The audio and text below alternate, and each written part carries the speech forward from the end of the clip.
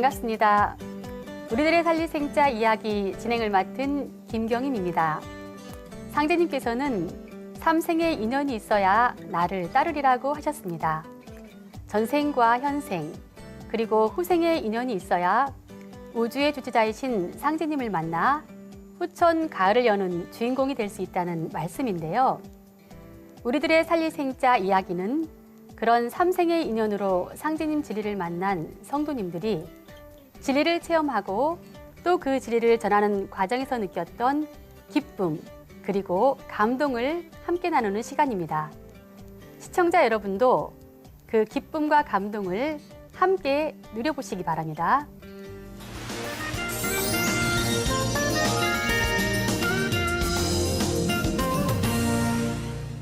오늘 함께 말씀 나눌 분들 모셨는데요. 먼저 전주 경원도장에서 신앙하고 계시는 김현주 성도님 자리에 나오셨습니다. 안녕하세요. 네, 안녕하세요. 네, 반갑습니다. 청주 우암도장에서 책임자로 봉직하고 계시는 정대엽 소사님 함께 해주셨습니다. 네, 반갑습니다. 예, 반갑습니다. 네, 그리고 도움 말씀 주실 분 모셨는데요. 청소년 포교부에서 봉직하고 계시는 송영대 팀장님 나오셨습니다. 네, 반갑습니다. 네, 반갑습니다. 네, 감사합니다. 먼저 두 분의 근황이 좀 궁금한데요. 김현주 성도님은 현재 전주 경원도장에서 신앙하고 계시잖아요. 네. 그곳 분위기가 정말 좋다고 소문이 나던데. 아, 거기까지 네, 소문났어요? 그 분위기 좀 전해주시겠어요? 네. 그 전주 하면은 저희가 이제 한류 문화 그리고 또 풍류 문화의 이제 봉고장으로 많이 알려져 있는데요. 그 중에서 이제 저희 전주 경원도장은 전주 이제 시내 중심가에 위치하고 있는 도장이에요. 그리고 성도님들이 이제 주로 이제 온 가족이 같이 신앙하는 분들이 많이 이렇게 주를 이루고 있고요. 그러다 보니까 항상 가족적인 분위기에서 신앙을 하고 있고, 그리고 항상 이렇게 어떤 마음이 이렇게 보온하려는 그런 마음을 바탕으로 해서 서로를 이렇게 배려하다 보니까 좀 더 이렇게 따뜻한 분위기 속에서 신앙하고 있지 않나 그런 생각이 듭니다. 네, 성도님 또 말씀을 들어보니까요. 어떤 그 가족 같은 분위기에 따뜻함이 이렇게 느껴지는데요. 뭔가 좀 더 특별한 비법, 어떤 한 수가 있을 것 같거든요. 특별한 비법이요? 네. 네, 있죠. 저희는 밥을 잘 먹습니다. 네. 네. 특히 이제 저희 이제 주부 성도님들이 많이 계시다 보니까 치성이 끝나면은 같이 이제 음식을 이제 좀 준비를 해오시고 재료를 준비해 오셔가지고 같이 이렇게 한솥밥을 먹는 그런 가족같이 이렇게 잘 해 먹어요. 그리고 이제 특히나 이제 이게 잘 해 먹는 음식 하면은 비빔밥. 전주하면 비빔밥이 생각나는데요. 비빔밥은 뭐랄까 이게 오행 기운을 이렇게 다 융합을 한 그런 이제 대표적인 음식인데 이제 그런 그 속에서 저희가 이제 뭐 온갖 오색 나물을 가져와서 이렇게 무치기도 하고 해서 이렇게 큰 그릇에다 놓고 이렇게 비벼서 같이 나눠 먹으면서 그런 이렇게 통정하는 문화가 나오지 않나 싶은 생각이 들어요. 아, 비빔밥 하니까 그 전주는 또 특별한 어떤 맛과 멋의 고장이잖아요. 네. 그런 분위기 속에서 신앙을 한다는 거는 정말 행복할 것 같습니다. 네, 무지 행복합니다. 네, 부럽습니다. 꼭 오세요. 네, 한번 드리겠습니다. 네. 정대엽 수사님은 현재 청주 예. 우암도장에서 봉제하고 계시잖아요. 예. 요즘에 어떻게 지내고 계세요? 예, 저는 지난 3년 동안의 일본 활동 생활을 접고 지난 2월달부터 청주 지역에 와서 활동하고 있습니다. 그 인근 지역 청주 및 정평, 진천 그 지역에 상생방송이 잘 나가고 있는데요. 그 방송을 보고 안내 전화를 많이 하고 있습니다. 그 문의를 해온 사람들에게 상제님 진리에 대해서 설명을 하고 도장으로 인도하여 진리 공부에 뜻이 있는 사람들에게 교육을 시켜서 입도를 시켜가고 있습니다. 네. 소사님 말씀 들어보니까 정말 어떤 그 도장을 이끌어가는 그런 중심에서 많은 보이지 않는 어떤 봉사의 길을 걷고 있다는 생각이 드는데요. 그런데 소사님은 지난 3년 동안 일본에서 책임자를 하다 오셨다고 들었거든요. 예, 그렇습니다. 일본 성도님들은 어떻게 신앙을 하시는지 좀 궁금하거든요. 상제님 신앙 생활이야 전 세계 국내나 똑같다고 볼 수 있습니다. 다만 어느 소통의 문제가 있는데요. 매번 치성이 끝나고 난 다음에 이어지는 교육에 대해서 어느 소통의 문제가 있기 때문에 본부에서 동식 통역을 해주고 있습니다. 동식 통역을 통하여 그런 문제들이 해소가 되고 그 외에는 똑같이 도장에서 수행하고 활동하며 아는 사람들과 가족 그리고 친지나 생활 속에서 만나는 많은 사람들에게 진리를 전하고 도장으로 인도하고 있습니다. 네, 말씀을 들어보니까 어떤 나라와 민족은 달라도 상제님을 찬양한다는 그 뜨거운 마음은 다 똑같은 것 같습니다. 그런데 수호사님, 그 일본 하면은 2011년도에 있었던 쓰나미가 생각나거든요. 예. 당시 현장에 계셨을 텐데 그때 그 긴박했던 상황을 좀 말씀해 주실 수 있나요? 예. 저는 그 당시 쓰나미가 오던 현장에 있은 건 아니고요. 그 진원지인 센다이로부터 약 400km 아래쪽에 있는 도쿄 시내에 있었습니다. 도쿄역에서 걸어서 한 1시간 10분 거리, 전철로 한 15분 거리에 있는 키바라는 그 지역에 도쿄도장이 있었습니다. 거기에 점심 식사를 하고 이제 오후 활동을 나가려고 하다가 조금 늦었습니다. 그러다 보니까 그 건물 내에서 지진을 당했는데요. 7층 건물이었고 옆에는 운하가 흐르는 그런 연약한 집안이었습니다. 거기에 어느 정도의 충격이 왔나 하면 건물 전체가 좌우로도 흔들리지만 상하로도 이렇게 흔들리는 그런 직하형으로 건물 전체를 말 잔등이에 올려놓고 달리는 듯한 그런 충격이 왔습니다. 와, 대단히 그러면 뭐 긴박했겠네요. 예. 그래서 제가 일본에서 지진을 여러 번 겪어봤는데 길어봐야 한 25초, 짧은 건 한 17초 그 정도에 끝나갑니다. 근데 그날은 근 1분 넘게 지진이 이어졌습니다. 많이 무서우셨을 것 같아요. 네. 그래서 이 건물 내부에 있던 뭐 여러 가지 직기라든지 책이라든지 테이블 같은 건 전부 다 밀려나고 넘어지고요. 텔레비전, 전화기, 뭐 컴퓨터 같은 것도 다 넘어갔습니다. 그릇 같은 건 깨어지고 이렇게 됐는데 저는 그때 우주 가을 개벽이 오기 전에 모두들 얘기하는 도쿄 지진, 간동 지진이라는 그게 그 당시에 그건 줄 알았습니다. 그런데 지진이 끝나고 밖에 나가고 난 다음에 도쿄에서 한 400km 정도 떨어진 센다이 그쪽에 지진이 왔다는 걸 알았죠. 보통 요즘 많이 이제 문제가 되고 있는 후쿠시마 지역은 도쿄에서 240km 정도 위로 올라갑니다. 거기서 160km를 더 위로 올라가면은 거기가 지진이 난 곳입니다. 그런데도 도쿄에서 느끼는 충격은 6도 이상이었습니다. 이야. 저는 그날 이러다가 참 죽을 수도 있구나 하는 그런 생각을 처음으로 했습니다. 몸을 도저히 뭐 움직일 수도 없고 걸음을 뗄 수는 더더욱 없는 거고요. 서 있기조차 힘든데 교육실에서 부엌으로 주방으로 이어지는 그 문틀이 있습니다. 고기를 붙들고 지진이 지나가기만을 기다리며 태울줄을 읽었습니다. 그래서 태울줄은 모든 사고로부터 방지를 해주는 힘을 이렇게 받기 때문에 태울줄을 읽으며 지진이 빨리 지나가길 기다렸는데 지진이 끝나고 난 뒤에 엘리베이터는 정지가 되었습니다.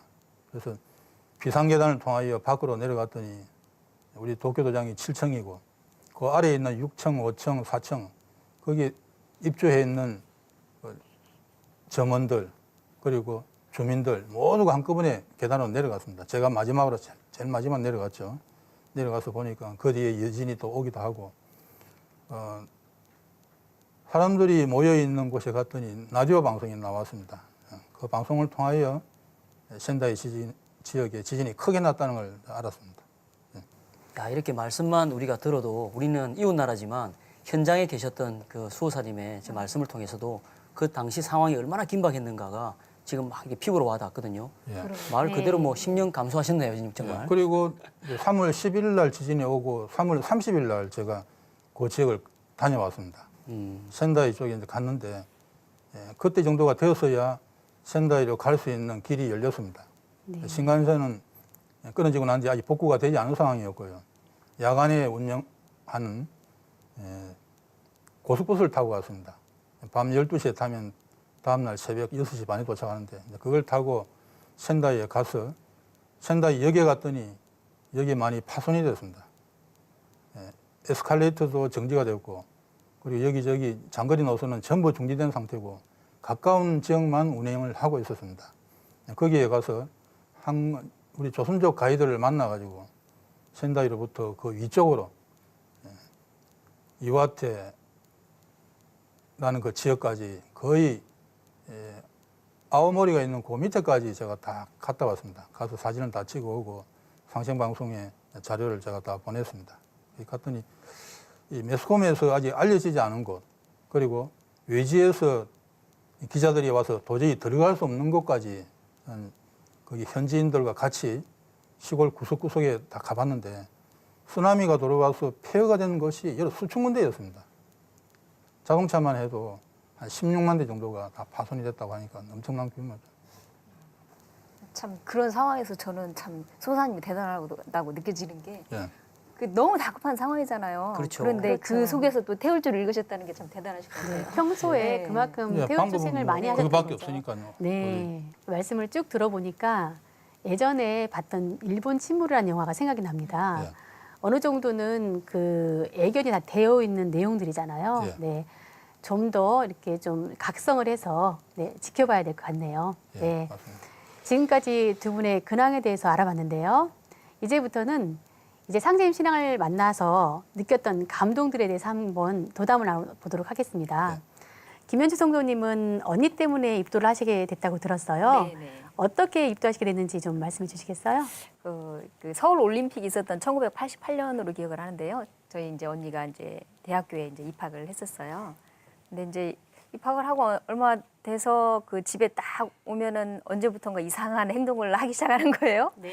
문을 딱 걸어 잠그고 혼자서 이렇게 정자를 딱 하고 앉아서 이상한 소리를 내고 그래서 참 이게 하도 궁금해가지고 이게 옛날에는 이게 창호지 문이었었는데 그렇게 뚫고 이렇게 쳐다보고 도대체 뭐라는 걸까 항상 의아했었거든요. 근데 언니한테 이제 물어봤죠. 도대체 이제 어떤 건지 그랬더니 나중에 언니가 그런 얘기를 해요.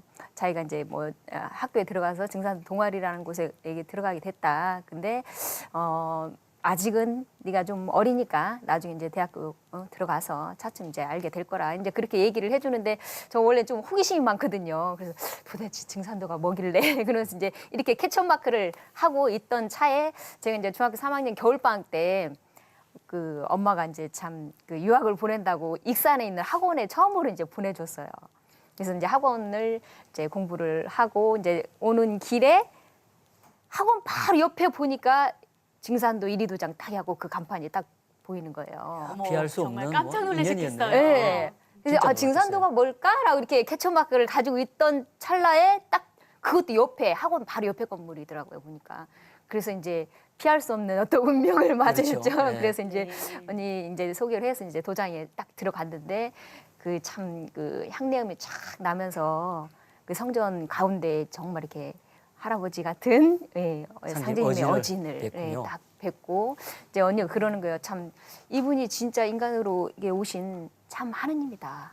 그러면서 저한테 이제 한민족 고유의 어떤 사배신고, 그 사배신고 절법을 이렇게 가르쳐 주면서 절해라 이렇게 그러는데 저는 그게 전혀 의심을 어떤 할 생각도 없고 그분이 하느님일 거라는 어떤 믿음이 있는 그대로 믿어지더라고요.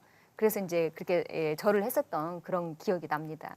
야, 참 순수한 시절에 상제님 진리를 만나셨네요. 네, 그때는 참 순수했었던 것 같습니다.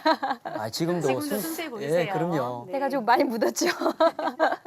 네, 그때 당시에 저희가 이제 그 청소년 수련회에 다녀왔었는데요.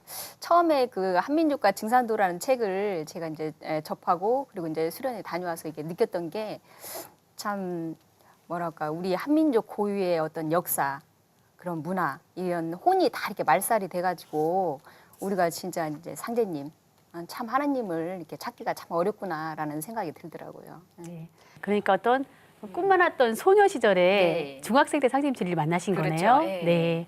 학교 공부하기가 쉽지 않았을 건데 특히 고등학생 시절에는 그 반이 바쁜 시간대잖아요. 그때가. 네. 그런데 네. 어떻게 신앙과 병행을 하시게 됐나요?